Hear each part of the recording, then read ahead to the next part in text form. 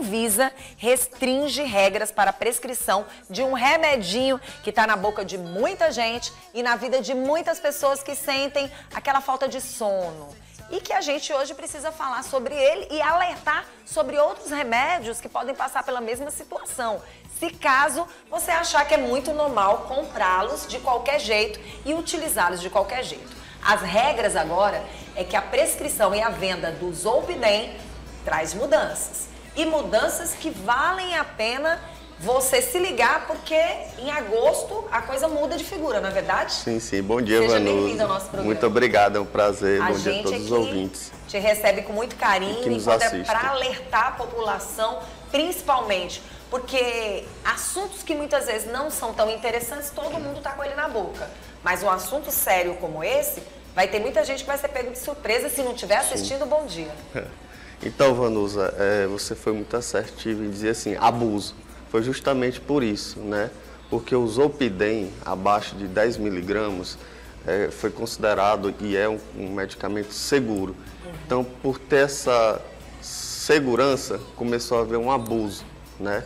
Então, entretanto, com esse abuso, veio os efeitos colaterais. Foi isso que motivou que a Anvisa fizesse alterações na aquisição do Zolpidem.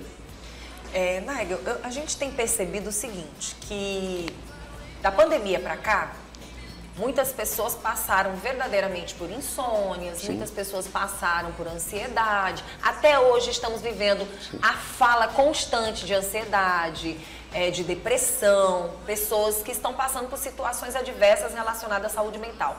Eu acredito que uma pesquisa muito grande já esteja sendo feita, acredito que a Anvisa também já está de olho, porque uma quantidade muito grande de pessoas que sofrem e que estão realmente buscando constantemente um paliativo para que possam dormir. E essa história que a gente vem falando muito dentro do programa, ela é importante de ser relatada, conversada, explicada. E por que essa decisão? Porque tem muita gente indo para a farmácia comprar remedinho porque não está com sono, estão com insônia. Por que será que isso está acontecendo? Quer dizer, um remédio que deveria ser para o uso, de você usar ali só para você ter um soninho gostoso, beleza. Tem gente que está passando das tais 4 semanas, né? Tem gente que está viciando a tomar todos os dias a medicação, né? Isso. E sem prescrição. Isso, exatamente. Então, assim, o Zolpidem de 10 miligramas é para um uso curto, né? Para um uso de 1 mês, para uma insônia casual, que é o tempo que dá suporte para ela procurar, buscar tratar, ou com higiene do sono, ou com terapia, junto ao psicólogo, que eu recomendo também, sim. Até para quem não tem problema de insônia.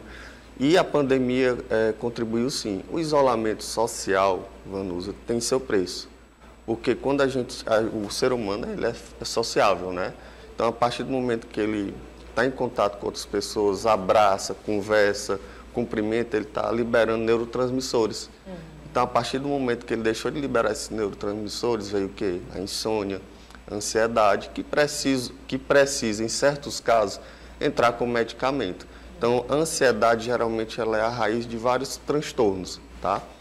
Então, há casos que é necessário um medicamento, ou para tirar de uma crise, ou para evitar uma crise. E aí eu te pergunto, quais são as mudanças? O que podia antes, o que não vai poder, a partir de que data? Pronto. Então, a partir de agosto de 2024, atualmente o Zolpidem, ele é prescrito, né, em receita que a gente chama de controle especial. Isso, é uma receita de cor branca, chamada de controle especial, em 2 vias, chamado lista B1 da Anvisa. Agora, o medicamento, em agosto, vai para a lista B2, que é uma notificação de receita azul, aquela receitinha azul. É como se fosse uma medicação mais assim restritiva, né? Aquela medicação que não vai ser tão fácil de você conseguir comprar? Porque o profissional vai precisar se cadastrar na vigilância sanitária, entendeu? E a de 10 miligramas, ela não estava inclusa nessa receitinha azul, que a gente chama de chequinho azul. A receita azul, ela tem toda uma prescrição, né? Prescrição. No caso, lá vai ter que ter documentação, vai ter que se entender qual é a pessoa que está comprando. E quem prescreve. E quem prescreve, né? A responsabilidade vai ficar para todos. Compartilhada, exatamente. Então, a partir de agosto, o profissional vai na vigilância, se cadastra. vai precisar dessa notificação, o nome já diz, vai notificar, certo? A partir de 10 miligramas. Então, vai existir um controle maior. Ele vai precisar ir mais vezes também, certo? Então, e por que agosto? É justamente o prazo para os profissionais prescritores se cadastrar na Anvisa, né? Para não que haja uma justificativa, não deu tempo. Tem sim, pronto. até agosto. E eu tenho uma curiosidade. Quando você fala de 10 miligramas? 10 sim. miligramas, tem menos? Tem com menos? Pode ser manipulado menos. Manipulado menos. Isso, nesse caso, manipulado menos, também vai precisar da receita? É sim. Olha, é muito importante falar sobre isso, porque as pessoas precisam ter essa consciência. Outra consciência que as pessoas precisam ter é que, na verdade, esse medicamento ele tem uma forma de funcionar. Ele costuma funcionar como? Ao ponto da Anvisa ter essa preocupação. O que pode acontecer com essa saúde mental, se caso for muito prolongada? Então, não tem estudos contraditórios dizendo que abaixo de 10 ele é muito perigoso. Sim. Mas justamente por ser seguro, o uso abusivo, ou seja, é 10 miligramas, mas já foi constatado o relato de casos de pessoas que usam 4 doses de 10, então já vai para 40. Então, idosos fazendo esse uso abusivo, percebeu-se uma demência acelerada no Alzheimer. Né? Um estudo na França com 42 mil pacientes percebeu o risco maior de suicídio. Acidentes no trânsito? Acidentes no trânsito, alucinação, né? Delírio, crenças de que aquilo é e realmente é, que na verdade não é. É uma roupagem que o uso abusivo do Zolpidem trouxe. E não deixa de ser um vício, né? Quando você usa uma dependência maior, vira um vício, e você fica tão dependente daquele medicamento que você vai passar a não querer tirá-lo, né? E isso pode trazer esses graves problemas aí. E os cuidados que essas pessoas devem ter, porque assim, geralmente quando você compra um medicamento que ele não vem com essa prescrição, porque assim, queira ou não queira, aquela receitinha azul já te causa um certo olhar diferenciado. E, às vezes, as pessoas deixam medicamentos assim, de qualquer jeito, em qualquer lugar, até na presença de qualquer pessoa, inclusive crianças, né? Tem que ter alguns cuidados. Sim, Vanusa, tem estudos mostrando um percentual de intoxicação acidental e intencional com medicamentos de uso contínuo ou de tarja preta, por exemplo, né? Então, existe a cultura da automedicação no Brasil.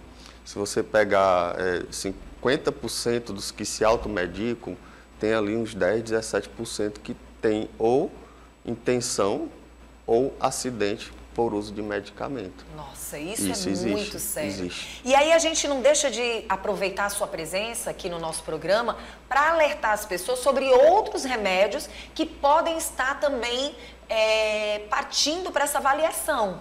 Às vezes você pensa que um remédio é fácil de você encontrar, mas de repente a Anvisa já está de olho. Então, assim, as pessoas que de uma certa forma acabam colocando um medicamento para um uso mais complicado, porque assim, de repente o que chegaria mais fácil em suas mãos se você usasse de forma correta, vai ser dificultoso. Isso é muito sério, porque quem verdadeiramente precisa já começa a encontrar uma certa dificuldade, porque nessa hora tem que ter uma prescrição de um médico. A gente sabe que a sociedade às vezes não encontra com facilidade uma consulta. E aí o que vai ficando mais difícil. Então a população também tem que cair na realidade e entender que o que para você muitas vezes não tem problema, para o outro vai ser dificultoso. Tem bastante. Sim, né? sim. De repente o médico passa para uma pessoa e aquela pessoa poderia comprar com mais facilidade na farmácia, por causa do abuso, se dificulta. Dificulta, sim, com certeza. Então, assim, ele precisa ter critérios na prescrição, né? Um bom profissional. Sim. E o paciente ele vai ter que ter um acesso um pouco mais restrito, e aqueles que não têm vão precisar até fazer um desmame com o tempo ou substituir. Para aqueles que estão fazendo abuso, né, por essa certa facilidade, eles vão ter que procurar, porque assim, interromper imediatamente um medicamento que você usa há alguns anos é difícil. Você tem que passar pelo processo de desmame. E nesse desmame você pode entrar com outros, como benzodiazepina, que é o famoso clonazepam, Rivotril, mas temporariamente enquanto faz um desmame, e entra outras alternativas não farmacológicas. Mas se precisar de ser de forma contínua por muitos anos, tem outras opções com efeitos colaterais que não seja uma dose abusiva. É 10 miligramas, mas se você toma 4 de 10, já é 40. E aí vem os efeitos colaterais que motivou a fazer essas mudanças. Pois é, e aí a gente traz um alerta. Já ouvi casos de pessoas que dizem o seguinte: eu tomei um comprimidinho, me fez bem.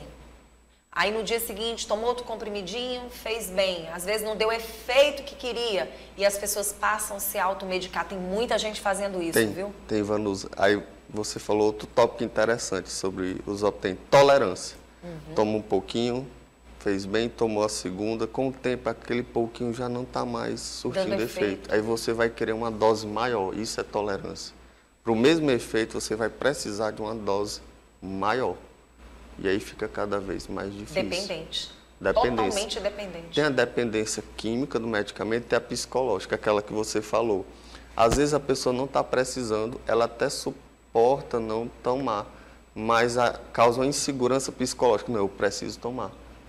Pode ser psicológica ou pode ser associada às duas, com o tempo, devido ao abuso. Até porque é um medicamento. Queira ou não queira, ele está mexendo com você. Mexe, ele está mexendo com o seu organismo, ele está mexendo com o teu cérebro, ele está te ajudando a algo. E esse ajudar a algo, de repente, não vai sozinho com o medicamento. Eu sou muito o que a minha endocrinologista costuma dizer.